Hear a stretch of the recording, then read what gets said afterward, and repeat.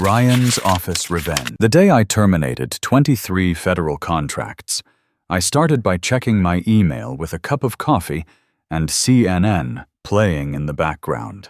Just another Tuesday morning at Strategic Systems Corp., or so I thought. My name's Stephen Walsh. I'm 48 years old, and I've been Director of Strategic Partnerships here for 16 years. Built this federal contracting division from nothing but a Rolodex and some connections from my Army logistics days. Now Bradley Foster, our new VP of Operations, was about to teach me how corporate politics really works. The email hit my inbox at 8:47 a.m. Subject line: Protocol Adjustment, Federal Communications. I knew it was trouble before opening it. Brad doesn't send courtesy emails. He sends orders wrapped in business speak. One paragraph, no greeting, no signature.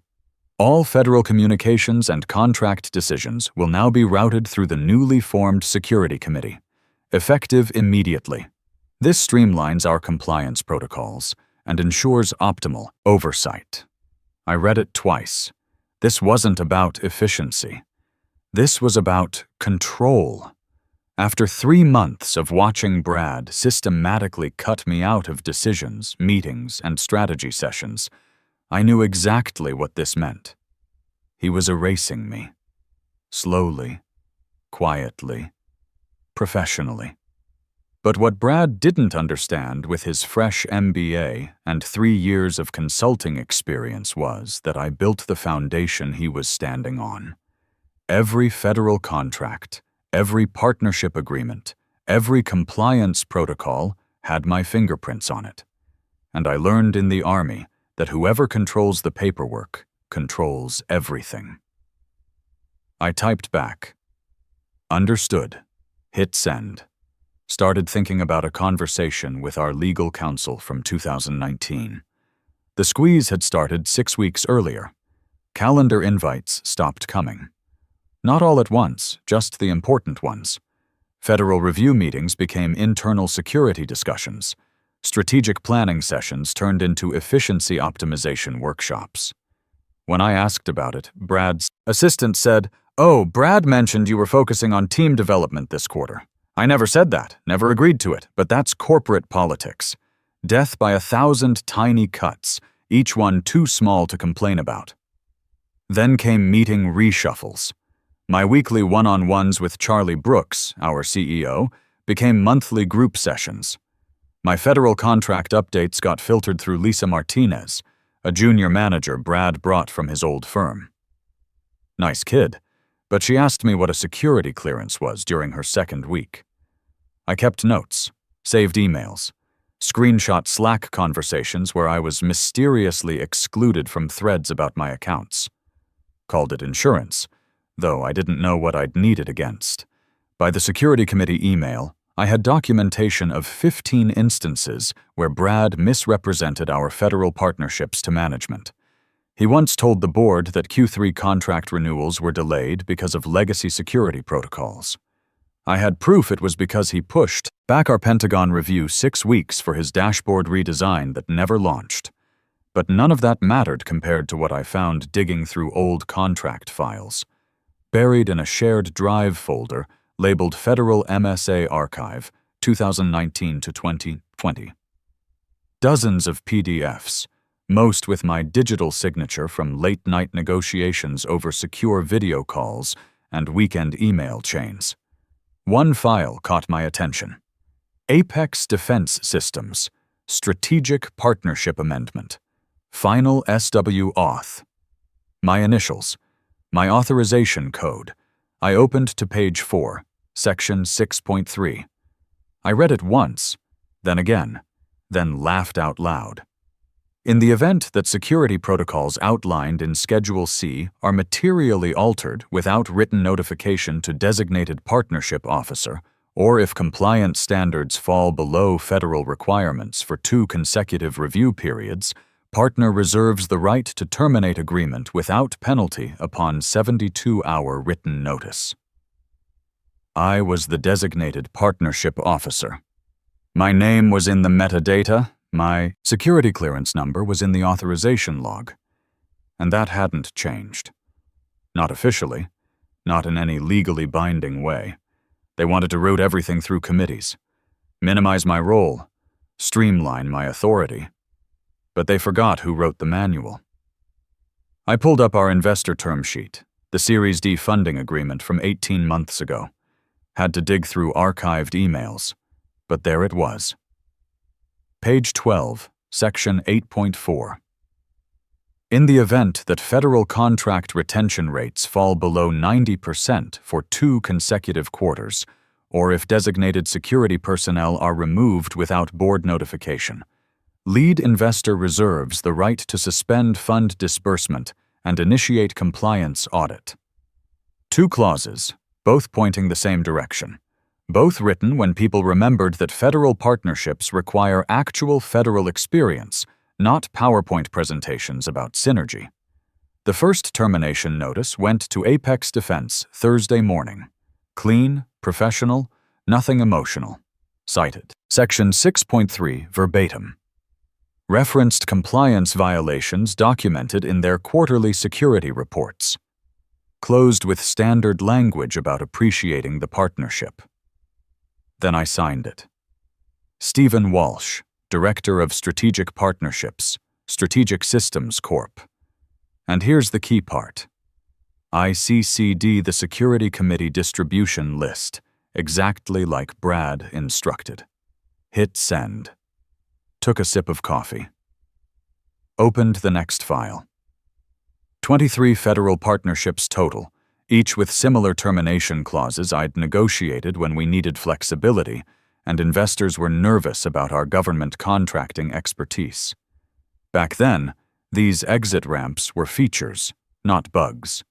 They showed partners we respected their autonomy and gave them clean ways out if we couldn't deliver.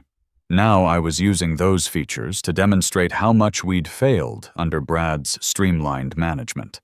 I spaced the terminations over 2 weeks, 3 or 4 emails per day, enough to look like normal business operations, not enough to trigger automated flags for mass terminations. Each one sent from my official email with my official title, logged through our CRM system with full audit trails. Nothing dramatic, nothing you could call sabotage, just compliance.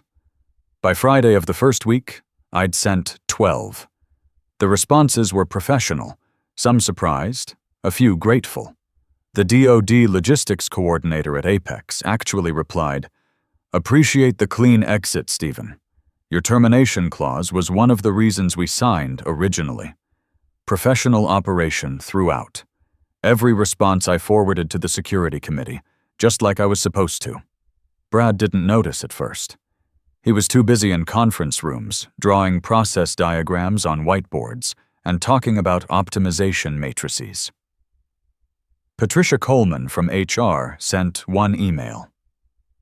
"Thanks, Stephen. We're reviewing these internally.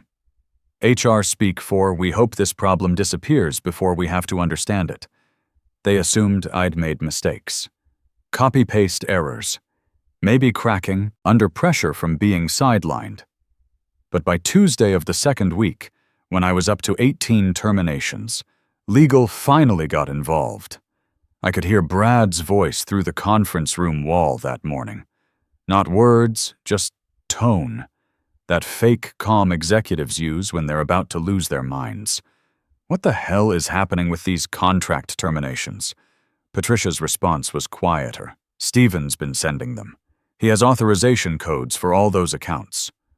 Brad's voice shot up. He doesn't have that authority anymore. Silence. Then Patricia, "Do you have that in writing?" He didn't, because there was no revocation paperwork, no formal transfer of authority, no updated org chart filed with legal. As far as every system knew, I was still Director of Strategic Partnerships, still the authorized officer for federal contract decisions, still the guy with access to clauses that could bring down the house. Legal was in that room by noon. Our general counsel, Vincent Torres, got pulled from a compliance review to dig through federal contract archives. By 2 p.m., they had a crisis team reviewing every partnership agreement Stephen Walsh had ever signed. Vincent actually said his digital signature still constitutes legal authorization. These terminations are clean. Brad tried fighting back the only way middle managers know how, with more meetings. Emergency session at 3 p.m., called Federal Partnership Continuity Review. Didn't invite me, naturally, just sat with HR, legal, CEO Charlie Brooks, and CRO Roger Daniels. They laid out the situation. 23 federal partnerships terminated cleanly, no legal recourse possible, all citing legitimate compliance violations. Charlie asked, "How did he get authorization for this?" Vincent answered, "Because no one ever revoked it." The silence in that room must have been crushing. Meanwhile, I sat at my desk, typing transition documents nobody requested, forwarding files to my personal backup drive. Not to use against anyone, just to have. When corporate politics get nasty, documentation saves you. Wednesday morning brought email number 19. Defense Logistics Agency contract. Terminated for security protocol modifications exceeding authorized parameters. They replied within 2 hours. Understood. Please forward final compliance report to contract officer. Professional. Clean. No drama. Thursday, emails 20 and 21 went out. Both to cybersecurity partnerships. Brad's efficiency committee had been optimizing for cost savings. Both cited the same clause, unauthorized alterations to federal security standards. Both partners acknowledged receipt and requested transition timelines. By Friday afternoon, I'd sent 23 termination notices.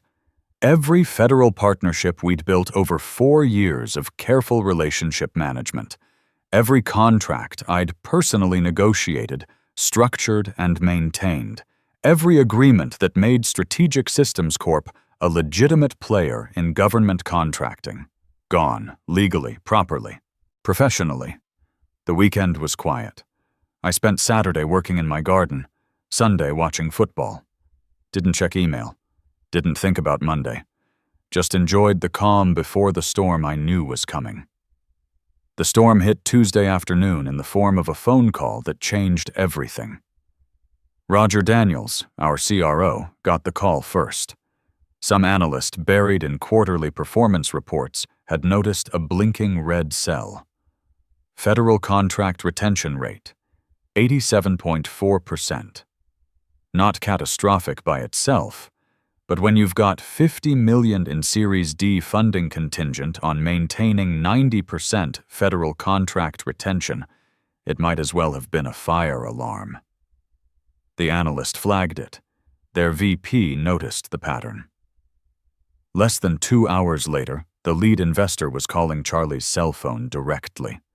Material change in federal contract status, the investor said. Translation, emergency board meeting. Now. Charlie's face went white. He left whatever meeting he was in mid-sentence, clutching his laptop like it could protect him from lawsuits. The board assembled within the hour. Emergency video calls, rushed flights, panicked emails. Brad thought he had time to control the narrative, but the investors' team already had the termination notices. All 23 of them. All time-stamped.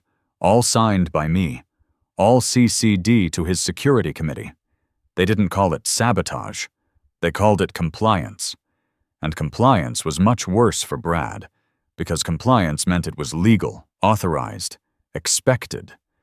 I wasn't invited to that meeting either. Brad probably thought keeping me out would protect him somehow. As if the person you've been systematically erasing for months couldn't still have teeth. So, while they gathered in the executive conference room, I sat in my office reviewing Termination Notice 23, making sure every detail aligned perfectly with Section 6.3. It did. Then I opened a new email to my contact at the Pentagon Contract Office. Subject line: Partnership Status Update. One sentence. Federal, contracting capacity may be impacted. Please advise on continuity protocols. Professional. Clean. Just a heads up to someone who needed to know that Strategic Systems Corp might not be the reliable federal partner they thought we were. The Pentagon replied within an hour. Noted.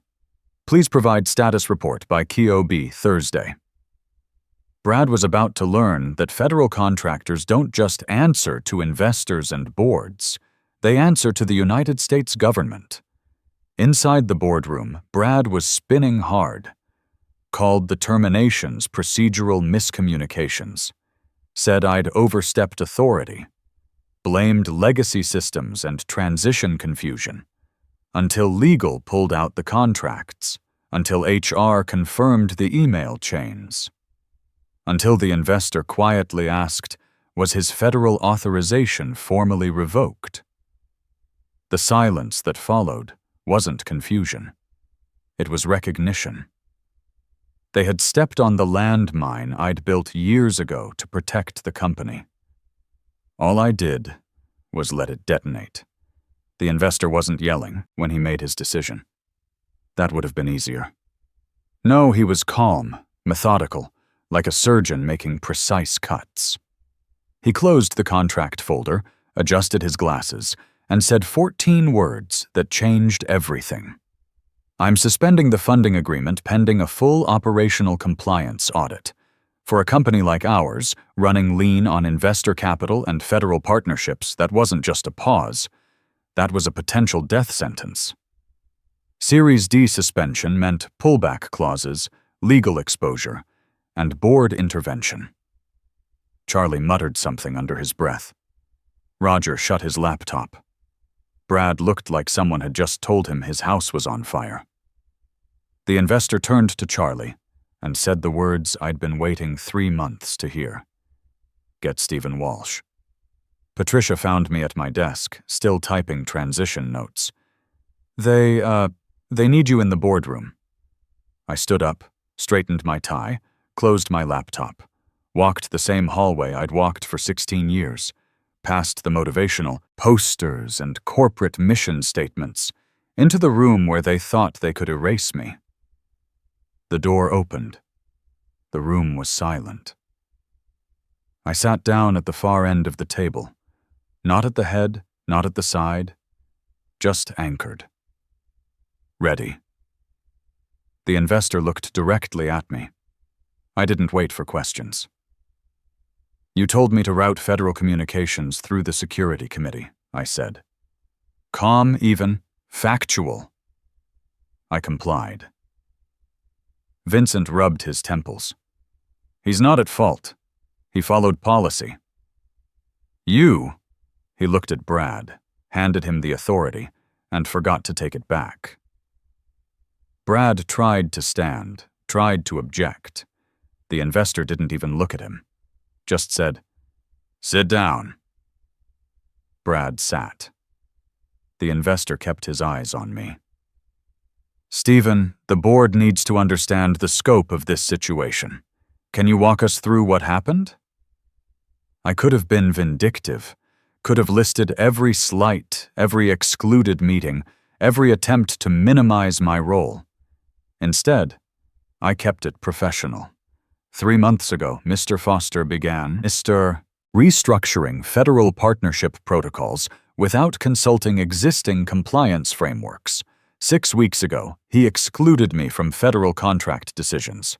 Last Tuesday, he formally routed all federal communications through a committee with no federal clearance authority. The investor nodded. And the terminations?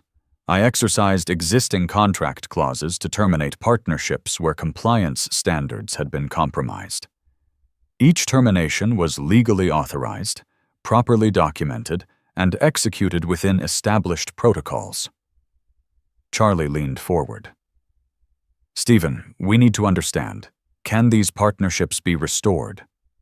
Most of them, yes. The termination clauses I negotiated included restoration protocols. Partners can re-engage once compliance standards are re-established and proper federal oversight is restored. Roger asked. How long would that take? With proper authority and resources, 60 to 90 days for most partnerships.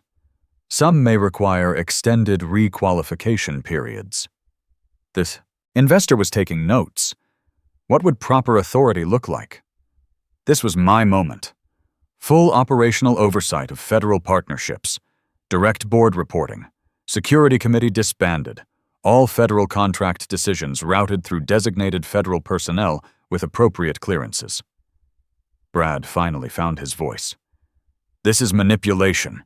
He's holding the company hostage. The investor's look could have frozen water. Mr. Foster, you removed the compliance officer from compliance decisions.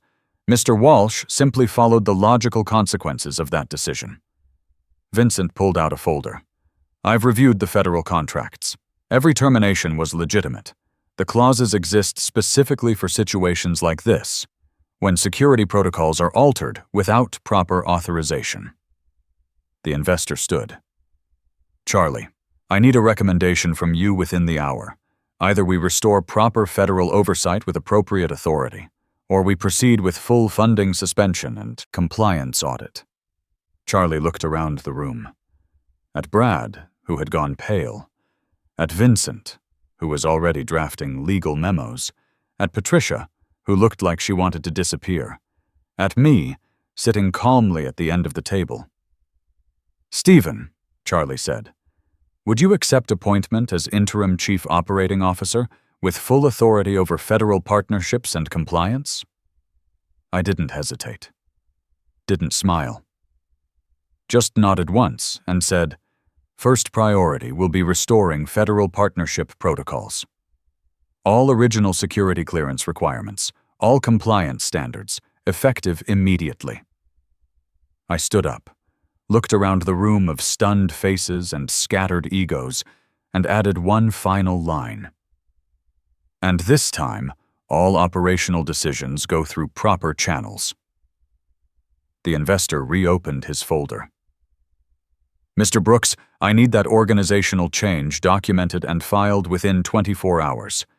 Mr. Torres, I want a compliance review of all federal procedures implemented in the last 90 days. Ms. Coleman, HR, needs to document the authority transfer immediately. He turned to Brad. Mr. Foster, your security committee is dissolved effective immediately. You'll work with HR on a transition plan. Brad started to object. The investor held up a hand. This isn't a discussion. Your efficiency improvements nearly cost us $50 million in federal contracts and put the company in breach of investor obligations. Charlie was already pulling up his phone. Stephen, can you start immediately? I never stopped, I replied. I'll have preliminary restoration plans on your desk by tomorrow morning. The meeting ended with Brad cleaning out his office. His efficiency committee was disbanded the same day, cited for inadequate federal oversight procedures. His MBA and consulting background didn't help much when the headhunters asked about that gap in his employment history. As for me, I learned something about corporate memory and the power of documentation. Sometimes the best revenge isn't fighting the system, it's understanding it better than anyone else. The federal contracts came back, most of them. Apex Defense actually upgraded their partnership level once I restored the security protocols Brad had gutted. The Pentagon Contract Office sent a commendation letter about our proactive compliance management and professional transition protocols. Turns out, federal partners respect institutions that fix their mistakes quickly and transparently. They'd rather work with a company that admits problems and solves them than one that pretends everything's fine while the foundation crumbles. Within 60 days, we had 19 of the 23 partnerships restored. The remaining 4 went to competitors, but that was expected. Federal contracting is about relationships, and relationships take time to rebuild once they're damaged. Brad cleaned out his desk that Friday. His efficiency committee was disbanded the same day, cited for inadequate federal oversight procedures. His MBA and consulting background didn't help much when headhunters asked about that gap in his employment history. Last I heard, He landed at a tech startup doing growth optimization. Good luck to them. Patricia Coleman from HR lasted another 3 months before quietly transitioning to a different company. Turns out, when you enable systematic organizational dysfunction, it tends to catch up with you eventually. The new HR director actually understands what security clearances are. As for me, the interim COO position became permanent after 6 months. The board was impressed with how quickly I restored federal partnerships and strengthened our compliance frameworks. More importantly, they finally understood the difference between institutional knowledge and bureaucratic inefficiency. I restructured the Federal Partnerships Division, hired experienced personnel with actual security clearances, and implemented protocols that prevent future efficiency optimization disasters. We now have documented procedures for any organizational changes affecting federal contracts. No more cowboy management decisions that could cost us millions. The company's federal revenue grew 35% over the following year. Turns out, when you treat federal partnerships with the respect and expertise they require, good things happen. We landed 3 new major contracts, including a $15 million logistics support agreement I'd been cultivating for 2 years before Brad's interference. Vincent Torres, our general counsel, still jokes about the Walsh Doctrine, the idea that institutional knowledge isn't just corporate memory, it's corporate insurance. He now requires legal review for any organizational changes affecting personnel with federal oversight responsibilities. The investor was so impressed with our recovery that they fast-tracked the next funding round. Series E closed 18 months ahead of schedule, with federal contract stability cited as a key factor in our valuation increase. Charlie Brooks learned his lesson about managing experienced personnel. We now have monthly one-on-ones where he actually listens, instead of just nodding while checking his phone. He admitted later that he'd been intimidated by my federal expertise and let Brad convince him that modernization meant sidelining veterans like me. The Pentagon Contract Office used our transition as a case study in their quarterly compliance review. They highlighted how proper documentation and clear authority structures prevent partnership disruptions. I was invited to speak at their annual contractor conference about institutional continuity in federal partnerships. But the real satisfaction came 8 months later when a former colleague from another defense contractor called me. His company was going through similar efficiency improvements with a young MBA trying to streamline their federal operations. I walked him through the documentation protocols I'd used and suggested he review his contract termination clauses. 2 weeks later, he called back, laughing. Turns out his contracts had similar protection mechanisms. He didn't need to terminate 23 partnerships like I did. Just mentioning the clauses in a legal review meeting was enough to restore proper oversight and shut down the efficiency committee. The story spread through our industry network. Federal contractors started reviewing their own partnership agreements, looking for similar protection mechanisms. Some found them, others implemented new ones. The message was clear. Institutional knowledge isn't just valuable, it's legally powerful when properly documented. I still get calls from federal contracting professionals dealing with similar situations. Young managers who don't understand that federal partnerships aren't just business relationships, they're national security relationships that require specific expertise, clearances, and respect for established protocols. My advice is always the same. Document everything, understand your contracts, and remember that in federal contracting, compliance isn't bureaucracy, it's competitive advantage. When you know the rules better than anyone else, you control the game. Lisa Martinez, the junior manager who asked about security clearances, turned out to be a quick learner once she had proper mentorship. She's now a senior partnerships coordinator with her own federal clearance and a deep appreciation for why protocols exist. Sometimes good people just need good leadership. The efficiency metrics Brad was so obsessed with? Turns out they improved dramatically once we restored proper federal oversight. Experienced personnel who understand their domains work more efficiently than generalists trying to optimize systems they don't comprehend. Our employee retention in the federal division went from 60% to 95% over 18 months. People want to work for organizations that value expertise and maintain professional standards. They don't want to work for managers who treat specialized knowledge as outdated bureaucracy. I learned something valuable about corporate memory and institutional power. Sometimes the best defense against organizational politics isn't fighting the system, it's understanding it better than anyone else in the room. When you build the foundation, you always know where the structural supports are.